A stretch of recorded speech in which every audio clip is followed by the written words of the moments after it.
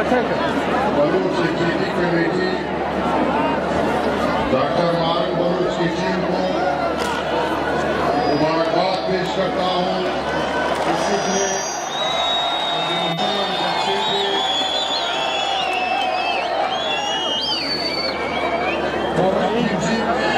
अपने मजलूम बलूच कौम के लिए जो मुसीबतें झेली तुर्बत से लेके कोयटा तक, फिर कोयटा से इस्लामाबाद, फिर रास्ते में जितने मुश्किलात रियासत की तरफ से खड़े किए गए, इन सब मुश्किलात का मुकाबला निहायती बहादुरी जुर्रत के साथ किया और अपने मजलूम बलूचों का मुकदमा न सिर्फ इस्लामाबाद में बैठे उन आंधों और बेरों हुक्मरानों के सामने रखा, बल्कि पूरी दुनिया के सामने रखा और इस रियासत का वो मगरूर चेहरा भी बेनकाब किया दुनिया वालों के सामने कि ये अपने आप को सिविलाइज कहते हैं, इंसानी हकूक के अलमबरदार कहते हैं, लेकिन हकीकत कुछ बरक्स है। यहाँ जितने भी टारगेट किलिंग हुई है, यहाँ जितने भी बम ब्लास्ट हुए हैं, जितने भी मिसिंग पर्सन है, चाहे वो बलोच या पश्तून है या हज़ारा और गिलगिती और बल्तिस्तानी है, इन सब के पीछे इस रियासत का हाथ है और इसलिए ये रियासत मुलविस है। साथियों, यहाँ पे हमें ये कहा जाता है कि इस परचम के साए तले हम एक है, लेकिन जरा सोचो कि इस परचम के साए तले हम कैसे एक हैं। आपने मीडिया चैनलों पे देखा होगा कि पंजाब पावलपुर में एक पागल शख्स सलाउद्दीन नामी जो बैंक के सिक्योरिटी फोर्सेस के फायरिंग से फौत हो गया था, उनके खिलाफ इस मुल्क के, इस रियासत के वजीर आजम, इस मुल्क के सदर, पंजाब के वजीर आला, पंजाब के आईजी पुलिस और सुप्रीम कोर्ट के चीफ जस्टिस ने नोटिस दिया था और जीआईटी कमीशन बनाने का हुक्म दिया था, क्योंकि एक पंजाबी मरा था, जबकि उनका मेडिकल रिपोर्ट पड़ा है, उनके फैमिली वालों का ये बयान रिकॉर्ड है कि इनकी दिमागी तवाज़ुन ठीक नहीं थी, ये एक मेंटल पागल था। ये अच्छी बात है, हम इसकी हिमायत करते हैं कि इनकी तहकीकात हो गई, लेकिन दूसरी तरफ आपने देखा कि अरमान नूरी जो पीछे के सेंट्रल कमेटी के मेंबर थे, लोरलाई में उनको शहीद किया गया, 6 महीने तक उनके एफआईआर काटी नहीं जा रही थी। फिर आपने देखा होगा कि वजीरिस्तान वार्ड में पीटीएम के आरिफ अफगान को रमजान के महीने में 48 से 5 मिनट पहले शहीद किया गया। उनके ऊपर जो फायरिंग हुई, उनके बच्चों ने वो फायरिंग की आवाज अपने घर में सुनी, लेकिन फिर पंजाब वालों का कहना था कि ये एक मुल्क गदार कम हो गया। फिर आपने देखा कि शहीद उस्मान खान काकड़ को इस कोयटा शहर में अपने घर में शहीद किया गया, इन्होंने ताज़ियत तक नहीं की। और फिर आपने देखा कि हमारे बलोच माए बहने अपने लापता बहन भाइयों की फरियाद सुनाने के लिए इस्लामाबाद की तरफ जा रहे थे।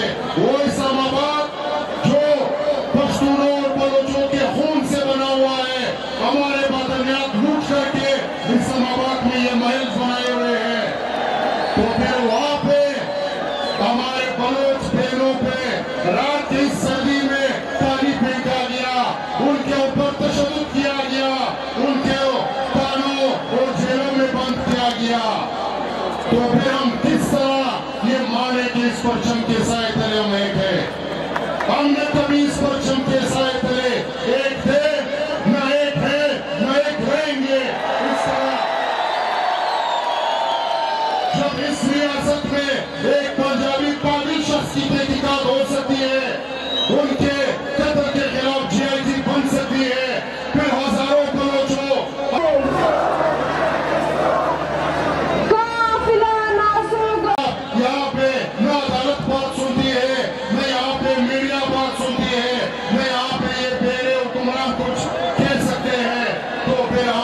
इस परचम के साथ तले एक होने के लिए कदम तैयार नहीं है।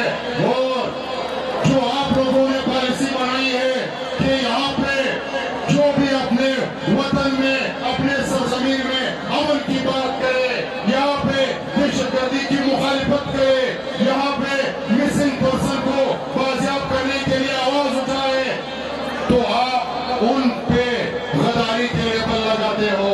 और यहाँ पे जो दहशतगर्दी के मंसूबे बनाए, जो यहाँ पे दुनिया जहान से दहशतगर्द लाए, या हमारे सरजमीन पे उनको ट्रेन करे, फिर यहाँ से मजलूम पश्तूनों और बलोचों के वतन में बम ब्लास्ट करे या हमारे कत्ल करे, और आप उनको फिर वफादार कहते हो। तो ये बात सुन लो, हम अपने गद्दारी पे फख्र करते हैं, और आप जिनको वफादार कहते हो, जो जान शख्सी की शक्ल में या नौरत की शक्ल में या सफारती की शक्ल में हम इन वफादारों पे मेहनत भेजते हैं, हम कभी इनको माफ नहीं करेंगे।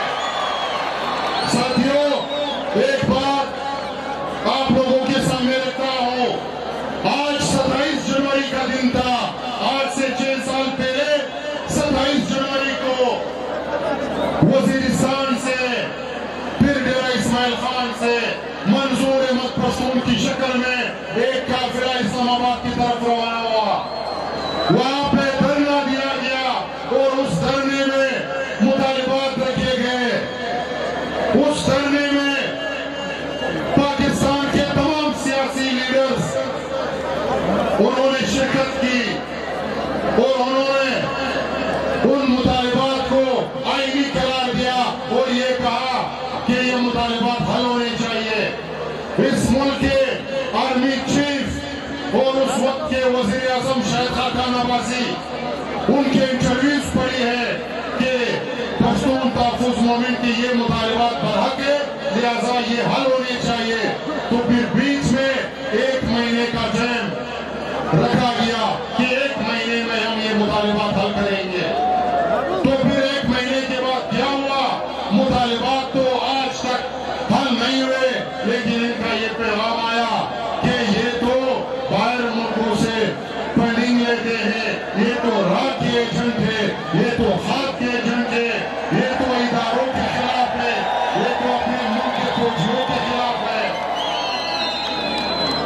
और हमने वहां पे कौन से डिमांड रखे थे? हमने ये डिमांड नहीं रखा था कि हमें कौमी असेंबली की सीटें दे दो।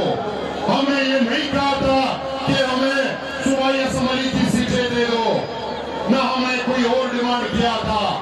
हमने लापता अफराद को बाजियाब करने का डिमांड किया था कि पेश करो इनको अदालतों में, और उन्होंने जो जुर्म किया है अदालत में उनके ऊपर साबित करो, फिर आइन के रूप से उनको सजा दे दो। लेकिन ये नहीं माना गया। हमने ये मुतालिबा किया था कि ये जो कराची में राव अनवर, जिनका नाम है हम उसको राव जानवर कहते हैं, कि उनके ऊपर 444 बेगुनाह पश्तूनों के कत्ल के इल्जाम साबित हुआ, अदालत में साबित हुआ कि राव अनवर ने 444 बेगुनाह पश्तूनों को मारा था। उनको कानून के कचहरे में पेश करो और इनको सजा दे दो, लेकिन नहीं माना गया। आज राव अनवर आजाद घूम रहा है, जिन्होंने 444 बंदे कत्ल किए हैं और जिन्होंने इस कत्ल के खिलाफ आवाज उठाई, जिन्होंने हर मजलूम कौम के लिए आवाज उठाई, जिन्होंने अमन के लिए आवाज उठाई, जिन्होंने दहशतगर्दी की मुखालिफत की, वो मंजूर पश्तून आज पंजाब के जेलों के जेल में इन्होंने रखा गया है। ये हम कभी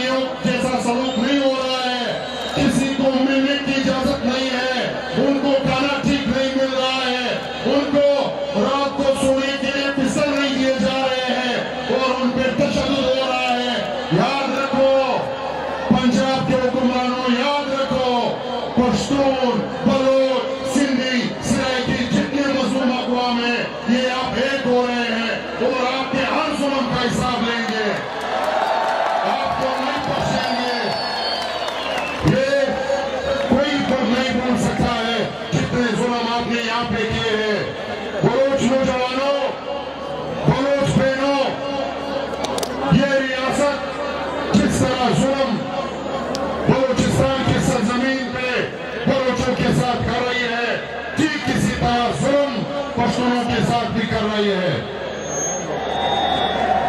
पश्तून भी मिसिंग पर्सन है, लापता है, बलोच भी मिसिंग पर्सन है, लापता है। पश्तूनों के वतन पे भी डॉलरी जंगें लड़ी जाती है, उससे रियासत डॉलर कमा रहे हैं। बलोच की सरजमीन पे भी रियासत के सरपरस्ती में डॉलरी जंगें हो रही है और रियासत अपने डॉलर कमा रही है। यहाँ पे भी डेथ स्क्वाड बनाए गए हैं, पश्तून सरजमीन पे भी डेथ स्क्वाड बनाए गए हैं। यहाँ पे भी जो अमन की बात करता है, दहशतगर्दी की मुखालिफत करता है, उनको उठाया जाता है, उनको टार्चर किया जाता है, उनको कत्ल किया जाता है। पश्तून सरजमीन पे भी यही हो रहा है। तो फिर इंतजार किस चीज की? दुश्मन एक है, मसाइल एक है, इश्यूज सेम है, तो फिर किस चीज की इंतजार करें? लिहाजा जैसे मारंग बलोच ने ये बात कही, हम इनकी इस बात की, इसकी तजवीज की हिमायत करते हैं और हम ये वाज़ेह तौर पे बताना चाहते हैं, वो पंजाब भी सुन ले, इस मुल्क के मीडिया चैनल्स भी सुन ले, ये जलसा गवाह है, इस स्टेट से अलग ऐलान ये कहते हैं कि हम पंजाबी के मुकाबले में बलोचों के साथ खड़े हैं, बलोचों के साथ। और यही पैगाम सिंधियों को भी बेचते हैं, सिराइकियों के भी बेचते हैं कि आप भी इंतजार मजीद न करें, आए इस मजलूमों की तहरीक में शामिल हो जाए, ताकि हम पूरे मुल्क की सतह पे मजलूमों का एक मुनज़्ज़म तंजीम बनाए और फिर इन जर्नलों को वो जो पीढ़ी में भेजे हैं, वो जो हमारे सरों पे सौदाएं कर रहे हैं, हमारे खून पे उनके हाथों रंग है, तो इनसे फिर हिसाब लेंगे, इनको फिर गिरवानों से पकड़ेंगे, इनको फिर अपने इस पाक सरजमीन में इनकी ये नापाक कदमी फिर नहीं छोड़ेंगे। एक बात ये रखता हूं आप लोगों के सामने, इन दलालों के लिए जो सुबह और शाम मीडिया पे बेच कामी तरीकों के खिलाफ प्रोपेगेंडे करते हैं, पश्तून और बलोचों के हकीकी तंजीमों के खिलाफ प्रोपेगेंडे करते हैं और रियासत के लिए दलाली करते हैं, इनको चैलेंज देता हूं इस जलसे से कि आए मुनाज़रा रखें, टेबल ठाक करें हमारे साथ। यहाँ पे जितने भी कत्ल हुए हैं, जितने भी धमाके हुए हैं, जितने भी लोग मिसिंग हैं, अगर हमने इस रियासत के खिलाफ, इस रियासत के ऊपर सबूत नहीं किए, दलाइल के साथ सबूत पेश नहीं किए, फिर किस चौक पे हमें लटकाओगे? हम तैयार हैं, इस नाम पेपर आपके साथ लिखे हैं। इनका एक किस्सा आप लोगों के सामने रखता हूं। जनूबी वजीरिस्तान जहां मंजूर पश्तून का घर है, वहां पे पाकिस्तानी चीफ तैयारों ने बमबार किया और वहां पे एक घर को मुकम्मल मस्मार कर दिया। उस घर में 11 बंदे रह रहे थे, उस फैमिली के 11 बंदे थे, 11 के 11 खत्म हो गए। उनमें से एक साल की बची थी, एक 3 साल की बची थी, उनको भी कत्ल किया गया। और फिर जब उस घर का वारिस आया, उन्होंने ये कयामत देखा कि उनके घर के 11 अफराद बीमार हो चुके हैं, तो उसके दिल पे क्या गुजर रही होगी। और फिर गाँव वाले आ गए कि आपके जो 2 मासूम बचे हैं, उनके जिस्म टुकड़े टुकड़े हैं और हमें समझ नहीं आ रही है कि किस टुकड़े, कौन से टुकड़ों को इकट्ठा करके कब्र में रखे। तो लिहाजा फिर उन्होंने अपने बड़ी बच्ची की वो कटे हुए हाथ उठाए और उन्होंने कहा कि ये मेरी बड़ी बेटी के हाथ है, क्योंकि उसके हाथ में से अंगूठी थी और उन्होंने कहा था कि ये अंगूठी मैंने ईद पे लाके अपने बच्ची को दी थी। वो उनकी उम्र 3 साल थी और एक बेटी की उम्र 1 साल थी।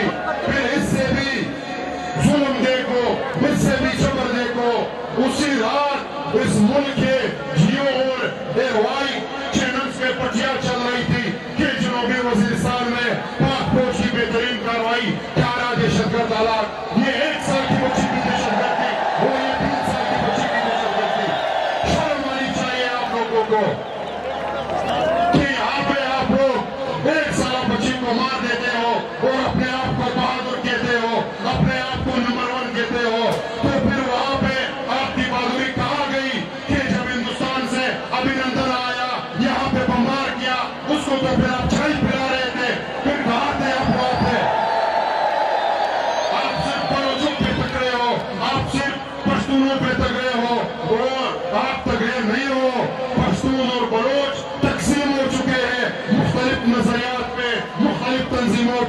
इनको आपने डिवाइड किया है, फिर आप उस पे हुक्मरानी कर रहे हो।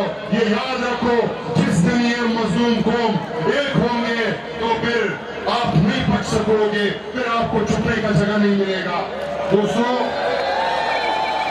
मैं मजीद टाइम लेना नहीं चाहता, ये एक तजवीज देता हूं आप बलोच यकजहती कमेटी को कि इस तेरी को यहाँ पे रुकने मत देना। इस तेरी को आप लोगों ने आगे बढ़ाना है, हम आपके साथ होंगे। तमाम बलोच बेल्ट पे आप लोगों ने जलसे करने होंगे, अपना मुकदमा, अपना केस अपने बलोच आवाम के पास ले जाना होगा आपको, क्योंकि इस रियासत से इंसाफ की तो हम नहीं रखते हैं। लिहाजा हमने अपना केस अपने आवाम के पास ले जाना होगा और अपने आवाम को मुतहद करना होगा। और इंशाल्लाह जिस दिन हम बलोचों और पश्तूनों को मुनज़्ज़म करने और इनको यकजा करने में कामयाब हो गए, फिर उसी दिन आप लोगों को मुबारक हो अपने वतन में अमन और अपने वतन के इख्तियार से मुताबिक। इसके लिए मिलकर के जदोजहद करेंगे। इंशाल्लाह इस जंग में हम आपके साथ शाना बशाना होंगे। आखिर में 2 फरवरी को जो 5 दिन बाद आ रहा है, ये दिन अरमान लोई की शहादत का दिन है, जिसे लोरलाई में रियासती दरिंदों ने शहीद किया। 2 फरवरी को अरमान लोई की 5वीं बरसी के मुनासिबत से पीटीएम एक सेमिनार का इनेकाद कर रही है कोयटा शहर में। आप तमाम बलोच बहन भाइयों को इस सेमिनार में शिरकत की दावत देते हैं। आए हमारे साथ इस सेमिनार में शिरकत करें और ये जो पश्तूनों और बलोचों को आपस में जो लड़ाने वाला रियासत का गेम था, उसको मजीद कामयाब नहीं होने देंगे। ये हमारी सरजमीन है, ये हमारे वतन है, हम एक हैं, हम एक रहेंगे। जैसे अहमद शाह अब्दाली के साथ मीर नसीर खान नूरी ने मिल करके जदोजहद किया था और फरंगियों को यहाँ से भगाया था, ऐसे हम भी एक हो जाएंगे और इन पंजाबियों को, इन जालिम हुक्मरानों को अपने वतन से भगाएंगे। ये मजीद आप लोगों का टाइम नहीं मिलना चाहता। आप लोगों की बहुत बड़ी मेहरबानी, आप लोगों की जुर्रत को सुख सलाम। आखिर में एक नारा लगाना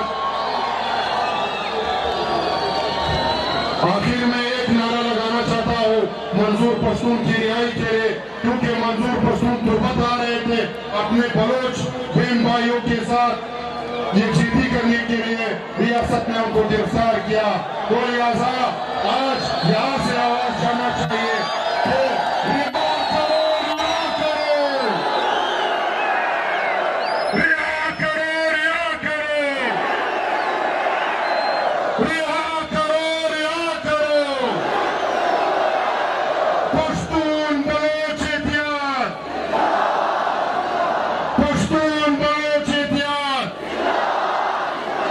बहुत बड़ी मेरा